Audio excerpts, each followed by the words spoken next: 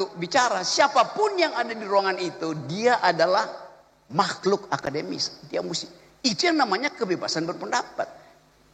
Supaya kita bisa,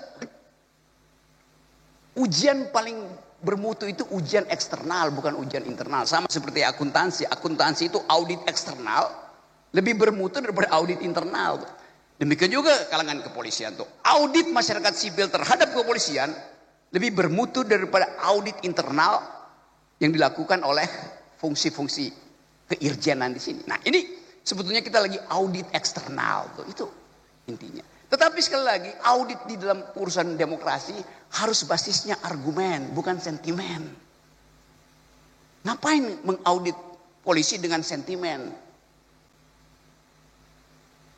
Jadi sekali lagi saya anggap bahwa ini satu momentum bagus supaya kita tahu bahwa berpendapat itu diucapkan untuk berbeda, bukan untuk menyetujui. Pendapat saja disebut pendapat kalau ada yang menentang pendapatmu. Anda berpendapat tidak ada yang menentang, itu artinya Anda lagi berdoa. Doa tidak boleh ditentang, pendapat harus ditentang. Termasuk forum-forum akademis. Di tempat saya mengajar pun di UI itu yang ada feodalisme. Tidak boleh berpendapat alternatif di situ. Saya kasih contoh ya. Satu waktu saya diundang dalam satu presentasi upacara pengukuhan seorang doktor. Teman saya. Sang promovendus, bukan promovendus karena dia perempuan, promovenda. Si perempuan ini selesai presentasi diuji oleh profesor biasa, penguji dan pembimbing. Pada waktu terjadi ujian, saya anggap pertanyaan penguji salah karena salah memahami konsep. Lalu saya angkat tangan. Saya bilang ada yang salah, saya mau bicara. Pemimpin sidang, Anda tidak bisa bicara. Loh kenapa?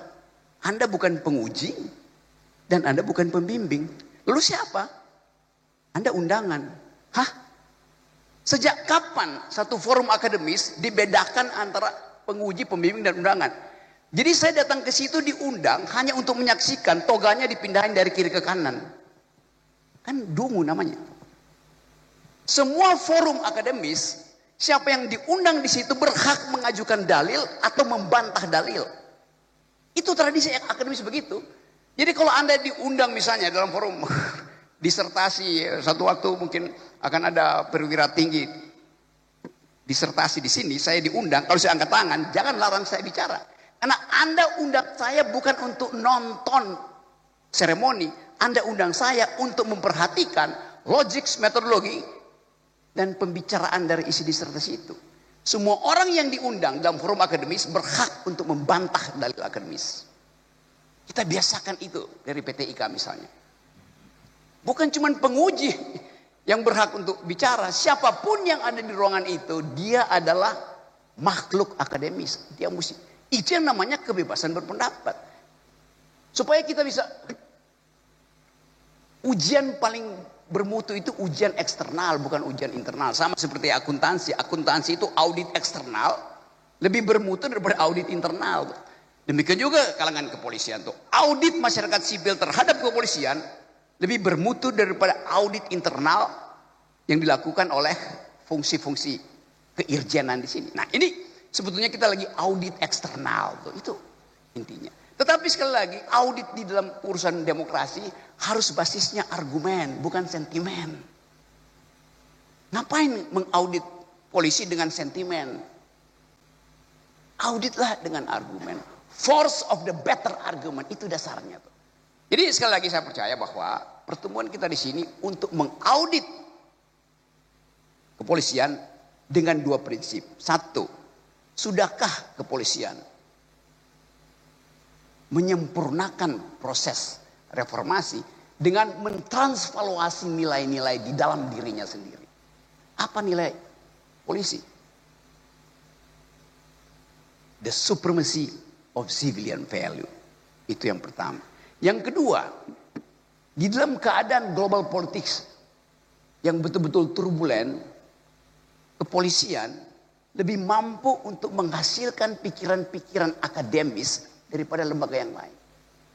Karena dunia yang berubah ini memerlukan pendekatan akademis akhirnya, bukan pendekatan komando. Kalau kita mau berdamai, kita mesti ajukan argumen perdamaian, bukan menambah senjata tuh. PBB dirancang untuk menghasilkan perdamaian setelah Perang Dunia Kedua. Maka kita semua, setiap bangsa kontribusi pada PBB supaya dana perdamaiannya bisa dipakai ketika ada konflik. Oke, sekarang kita hitung. PBB dana perdamaiannya $8 miliar buat menjaga perdamaian. Tetapi dana militer sedunia hari ini $18 triliun. Artinya pasti akan ada perang. Kenapa? Dana perlombaan senjata lebih besar 1000 kali lipat daripada dana perdamaian. Logiknya begitu tuh. Jadi kalau kita produksi ide perdamaian, ide kesosialan manusia, ide yang dihasilkan oleh peradaban masyarakat sipil, Indonesia bisa jadi proponen pertama untuk mengatakan bahwa kami paham tentang imperialisme, kami paham tentang kekerasan. Karena itu kami menginginkan ada perdamaian. Perlihatkan postur kepolisian mendahului postur militer.